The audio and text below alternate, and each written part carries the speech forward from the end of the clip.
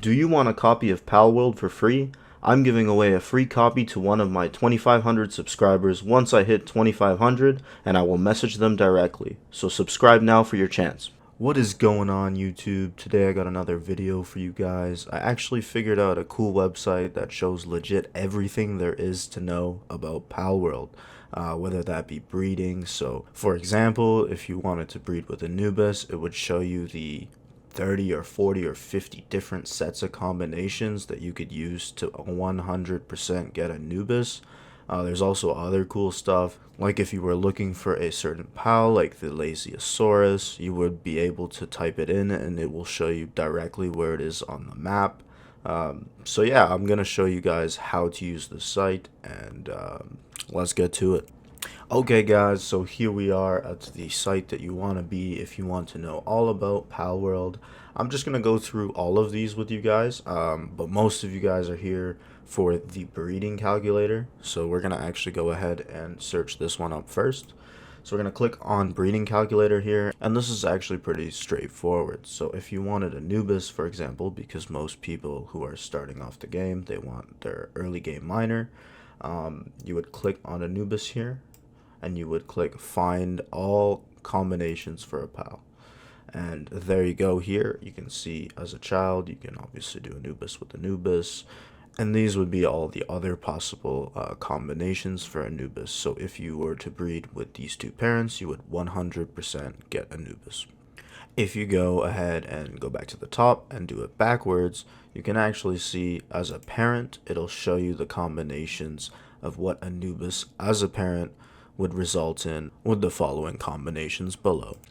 Okay, so let's head back to the main site here, and I'm going to show you guys what I found the second most useful of this site. It's actually the map here, so if you go ahead and click on the map, you will actually see that the whole map is visible, which I was very tired of searching up online, so this in itself was very useful. You can also use your wheel to zoom in and out of the map, which I also found extremely useful. But the most useful part of this map is actually the pal locations, so you can actually search up for pals, which is insane. Okay, so I'll give you two examples here. My first example is I was looking for a level 4 kindling, as you can see at the top of my screen. So I searched for Germantide Ignis. And when you search for him, it actually shows up right there. You'll see it. You can actually zoom in. You can find the closest waypoint. And voila, no more searching around the entire map. I was also looking for a Mazzarina for honey, so if you search that up again here, you can see Mazzarina, and if you click it again, it will show the Mazzarina's location. Another pretty insane thing about this map is it actually shows you where all the liffmunk energy is, and that's what you use to level up your pal sphere throwing capabilities in the Statue of Power. So you would go ahead here and take off everything, all the filters, and you would open up liffmunk energy. It takes a second, and these are all the liffmunk energies that you can obtain so that you can catch things easier. If you're new to the game, I would suggest to go around and grab at least half of these because it really helps your pal capture rate. Okay, so one last thing to note, just real quickly, is if you wanted to see all the dungeons, you would just click on dungeons, and there they all are. If you wanted to see the pal bosses, you would click on pal bosses, and there they all are. If you wanted the camps, same thing, and if you wanted the 5 towers, same thing. Just makes it a lot easier to see.